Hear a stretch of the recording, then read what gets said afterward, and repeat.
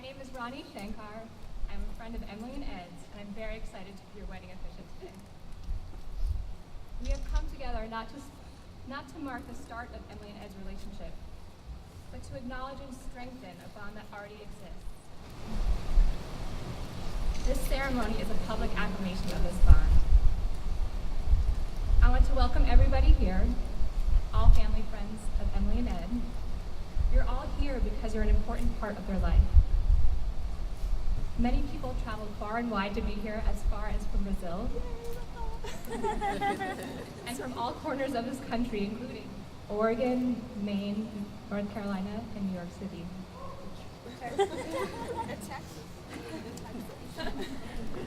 And I want to take a special moment and recognize Sylvia Markle, who is Emily's grandmother, and in 3 months will be 100 years old.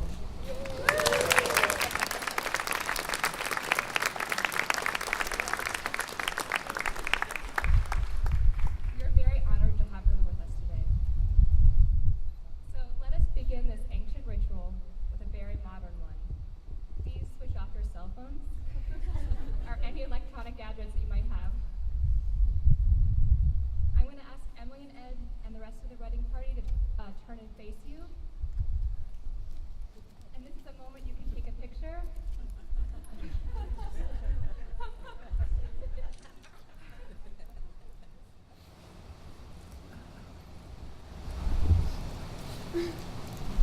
Because Emily and Ed want everyone to be fully present in the ceremony, we'll ask you to put away your cameras and leave the picture taking to the professional. Okay, I was really surprised to be asked to be Emily and Ed's wedding officiant, mostly because I'm not a professional wedding officiant. Emily and Ed are both good friends of mine, and I also happen to be the one that introduced them. As many of you know, Emily and Ed were both born and raised in Michigan, actually only 30 minutes away from each other. And as many of you also know, they had to move more than 600 miles away from from here to actually meet each other. In 2005, I had been introduced to Ed through our mutual friends, John and Becca, who are here today. And we were both newcomers to New York City at that time. Ed and I quickly became friends, and he invited me to his birthday party in April, where he had only one birthday wish, and that was for each friend to bring another friend that he had not met yet. We had dinner at a Brazilian restaurant in the East Village called Boca Chica, and it was a small circle. Ed brought along a couple of friends, one of whom was Raphael, who's here today also, a friend he had just met that day on the subway platform.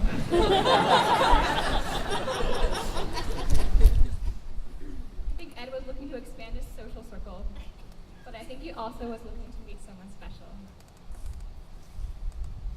I had asked Emily, a friend of mine from public health grad school in North Carolina, to come along with me, but as usual, she was racked with indecision whether or not to come that night. I think she's now glad that she came.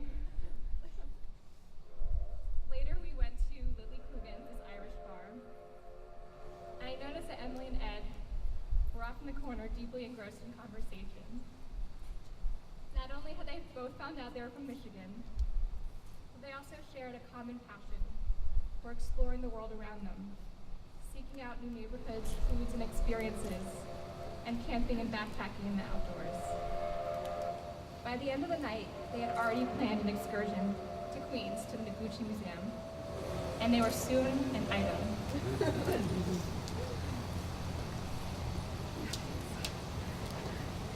Emily learned more about Brazilian music and bicycles than she had ever imagined possible. And Ed was fed a healthy diet of reproductive rights, public health issues, and dance performances. Together, they took trips to Mount St. Helens, Brazil, Zion National Park, and Barcelona. Emily and Ed now live together in northern Manhattan, where they share a cozy apartment full of plants, bicycles, drums, a compost machine, and a cat named Yet.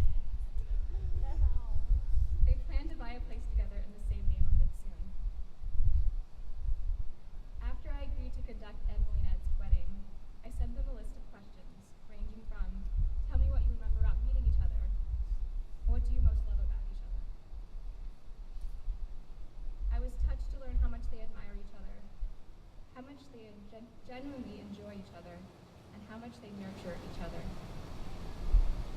For example, Ed said, "I admire Emily's ability to remember details about things I'm involved with. She always remembers technical bike and drumming facts that I share with her. I think she genuinely cares about it."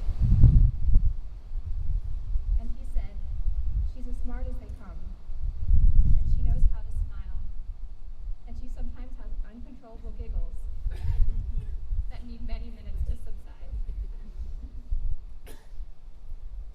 Emily loves Ed's spontaneity and playfulness, and that he's a great cook.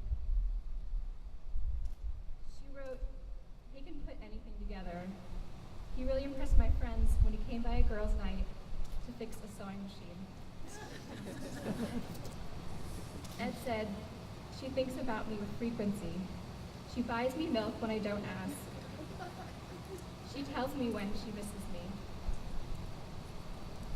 Emily said, "Ed makes me feel comfortable and safe." Together as a couple, the sum of Emily and Ed is greater than its individual parts. They encourage and respect each other's interests and values and have a strong confidence in each other's love. The care and feeding of this relationship has made them sustainable this far and has brought them to this wedding day. And it will be this nourishment and love that carries them through the future.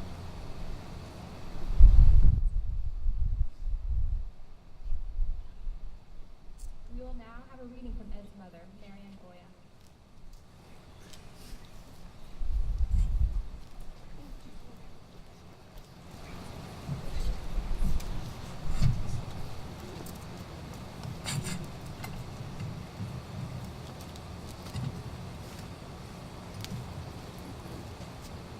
The Art of Marriage by Wilford A. Peterson. Happiness in marriage is not something that just happens. A good marriage must be created. In the art of marriage, the little things are the big things. It is never being too old to hold hands. It is remembering to say, "I love you," at least once a day. It is never going to sleep angry. It is at no time taking the other for granted.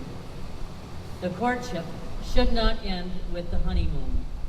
It should continue through all the years. It is having a mutual sense of values and common objectives. It is standing together, facing the world.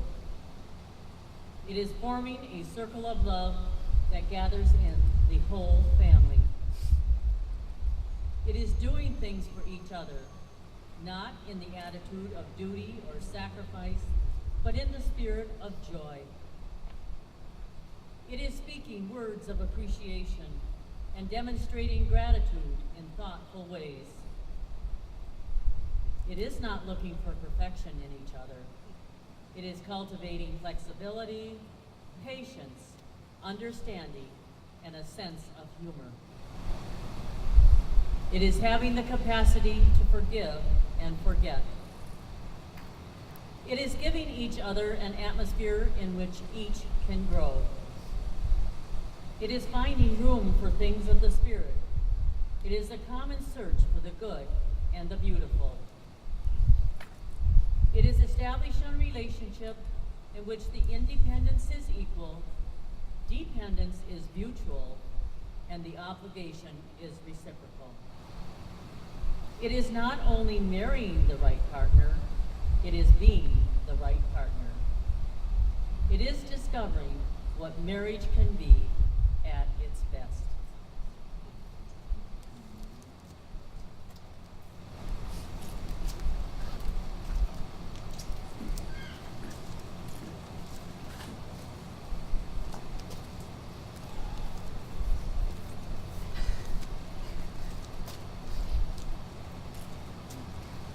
Now is the time that Emily and Ed will make their vows to each other and to you.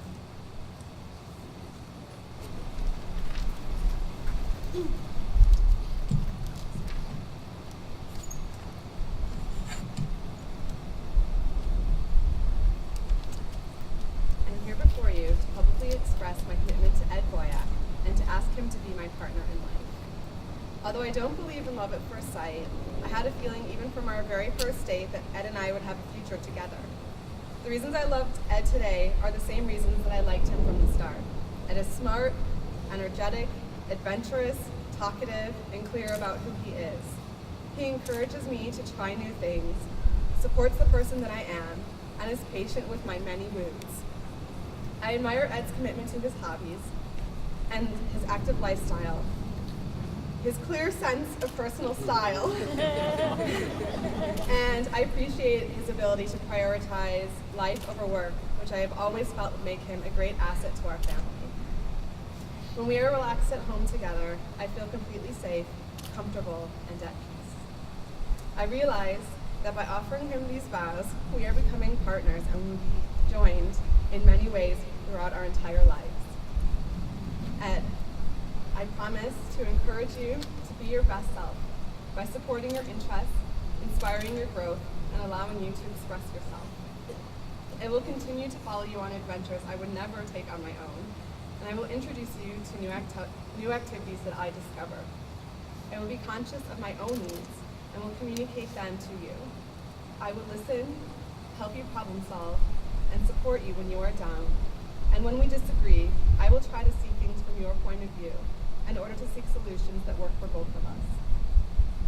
I will let go of the daily grind whenever I can to appreciate and embrace you without special occasions. I will be faithful and committed to you and to our marriage. I know that throughout the years we will experience tough times, but I'm willing to work through these moments and will try to always remember that despite the challenges we will face, at the end of the day, being together is what matters most. I have made these vows with honesty and sincerity in hopes for a loving and lifelong marriage. Ed, will you be my partner in life? Yes, I will.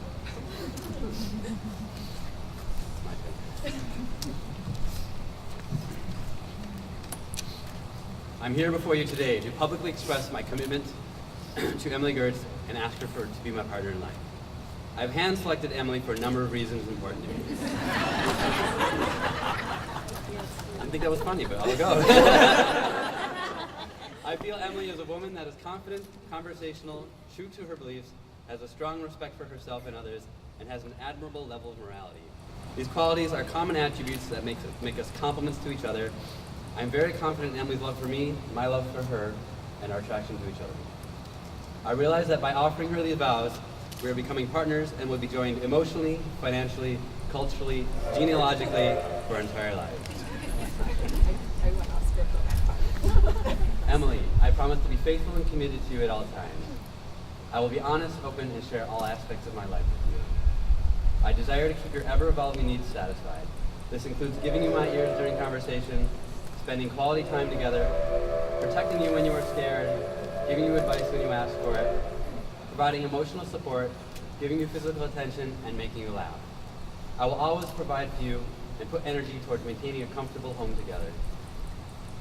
I realize that you're a strong woman and that your independence and individuality are healthy parts of your personality. I encourage you to be yourself and be good to yourself. I will do my best to understand you and why you operate the way you do. I also promise to offer you my best by continuing to grow and learn, remaining healthy, and remaining attractive to you on multiple planes. Because of our partnership, I recognize that we are now part of each other's families, and I'm willing to accept the joys and responsibilities that come with that. I look forward to our future as a growing family. I believe patience should be part of our daily life. I understand that with the good times come the bad, and that mutual forgiveness and continued effort will always be a requirement to keep the bond between us strong. I realize that these vows may grow and change over time, and I'm willing to adapt to these changes as they come. Emily, will you be my partner in life? Keep going,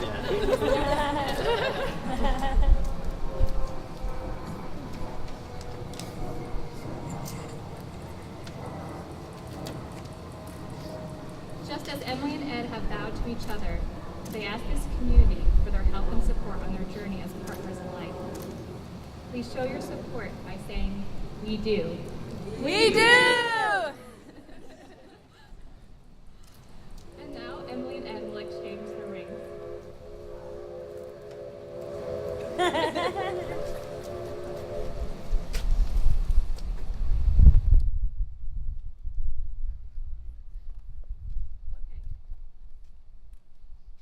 and Ed, will you accept these rings as a physical representation of the vows you've made to each other today?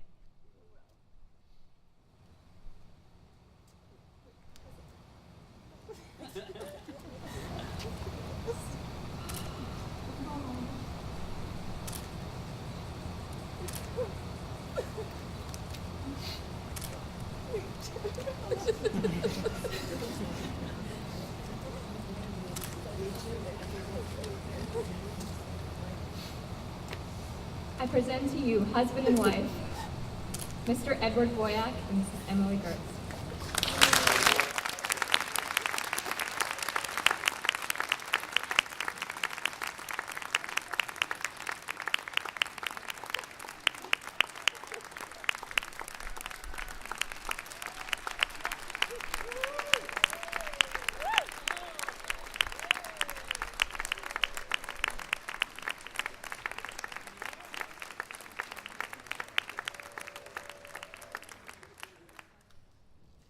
Ed and Emily chose one. Emily and Ed chose one Jewish cultural ritual for this ceremony that we're going to do, the breaking of the glass. Emily's sister Jennifer will explain more about this cultural tradition.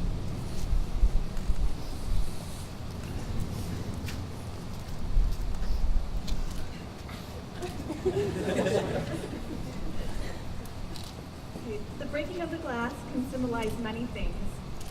My favorite is that life is precious and you have to stop and relish the good times, like the event that we're all here for tonight.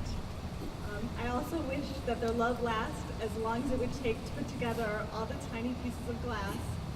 After I place this down and Ed stomps on it, I invite you all to either say mazel tov or congratulations. Hold on,